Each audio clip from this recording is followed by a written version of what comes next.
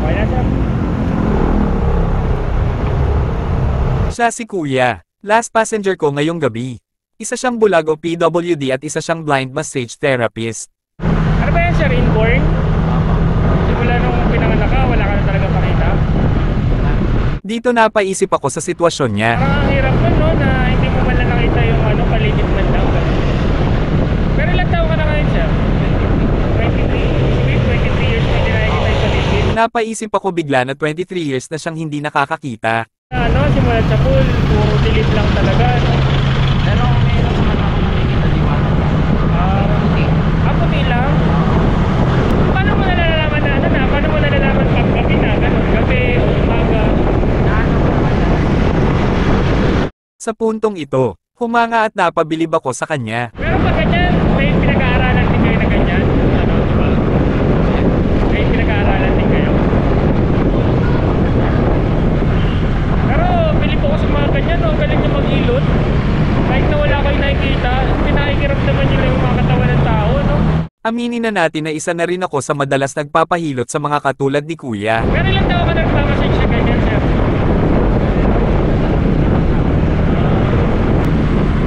Tapos may training din yan, kumbaga, di ba?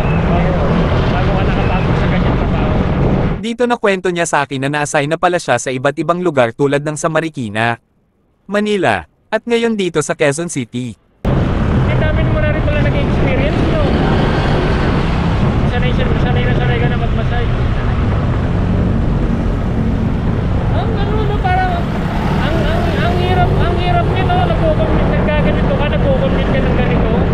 Sabi niya, nung una daw hirap siya at ayaw siyang payagan ng magulang niya mag-commute. Pero mas nahihirapan daw siya pag sumasakay siya ng jeep. Kaya may nag-recommend sa kanya na gumamit ng Joyride apps namin. Yung cellphone daw na gamit niya may voice command kaya nakakapag-book siya ng Joyride. Mas convenient at mas comfortable daw siya sa biyahe. Ay, tsaka ano naman yan, sir? Kunyari, pag nagbuka sa mga ganito, katulad ng mga apps na ganito, gagawin ka naman namin, i-assist ka naman namin. Tutulungan ko naman yan. Tsaka tutulungan ka naman namin.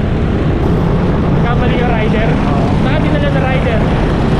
Sa puntong ito nabanggit niya na minsan na daw siya nailigaw ng rider na nasakyan niya. Malakas daw kasi ang pakiramdam niya. Kaya alam niya kung nasaang lugar na sila. Kung baga kabisado niya yung lugar na biyahe niya na dinadaanan niya araw-araw. Kaya kahit wala siyang nakikita, nararamdaman niya yung galaw ng paligid niya. Paano mo nalaman na iba rin ito?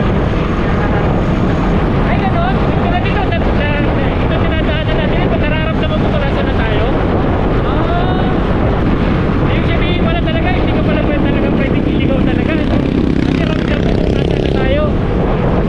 Dito nabanggit niya na minsan na daw siyang nailigaw ng rider na nasakyan niya.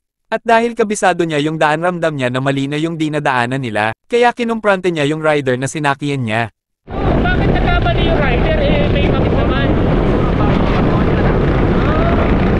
Sa lakas ng kutob niya alam niyang may mali sa pinupuntahan nila, tama naman daw yung pin sa map niya.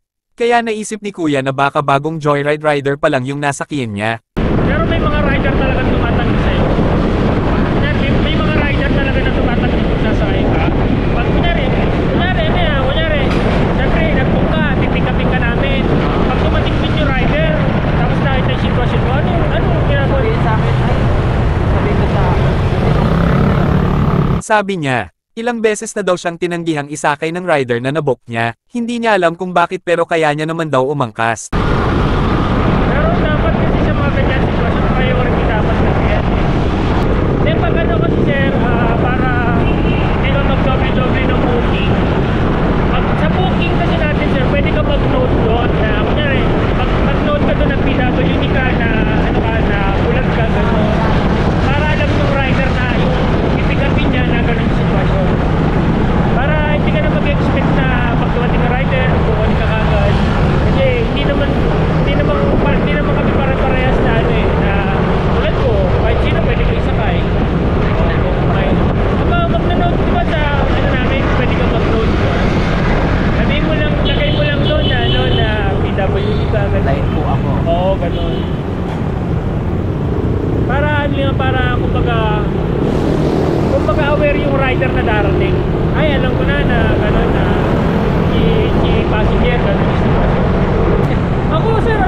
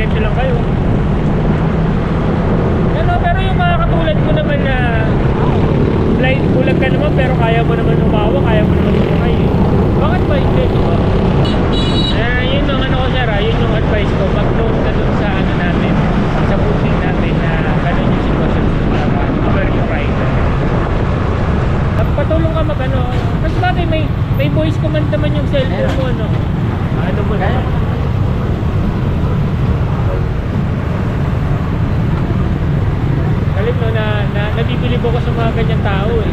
Alam mo yun, yung kahit ganyan na sitwasyon mo pero lumalaban ka pa rin ng patas. Hindi ka nagkikipabigat. Oo, meron kasi. Kumbaga, bilib ako sa ganyang tao eh, na kaya makita mo na kahit may ganyang kang ano, kumalaban ka pa rin o naghahanap buhay ka pa rin. Kumbaga parang ano sir, na parang hindi mo ginagawang ano yung pagiging bulag mo, gano'n. Parang mas sumipag ka pa ngayon dahil sa kanyang sitwasyon. Kaya nga natanong ko kanina kung involved ba yan o ano. Okay. Involved talaga siya. Ay, hindi ka joke ka, hindi na no. Pero sa pamilya na ako lang tayo. Mga kapatid ko, normal naman. Ay, may mga kapatid ka pa rin. Ikaw bunso. Ay, ikaw panganay. Pwede po, ikaw pa panganay, ikaw pa pinakapatid na midnight. Apat daw silang magkakapatid at siya ang panganay.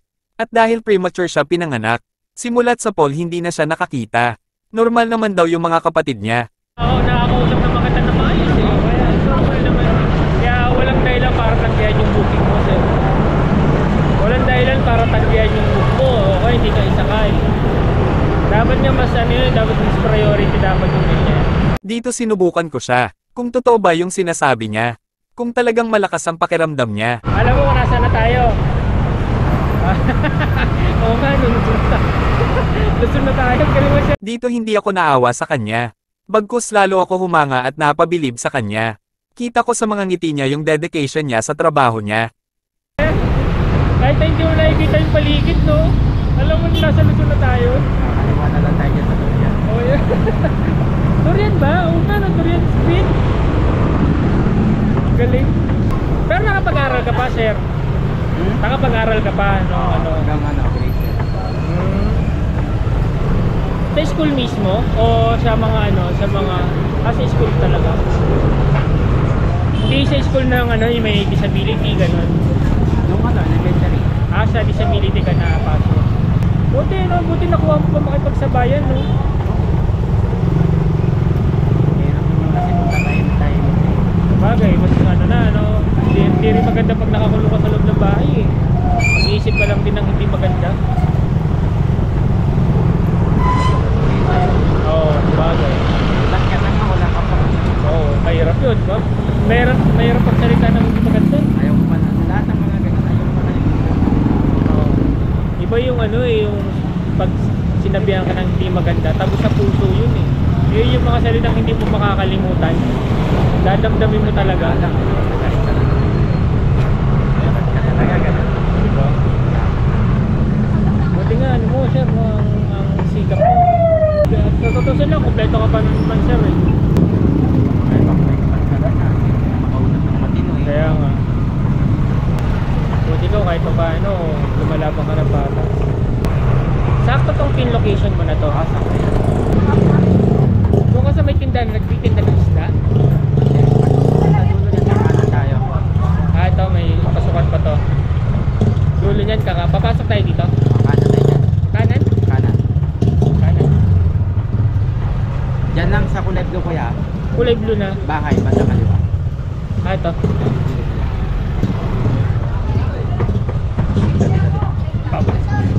Sakto to?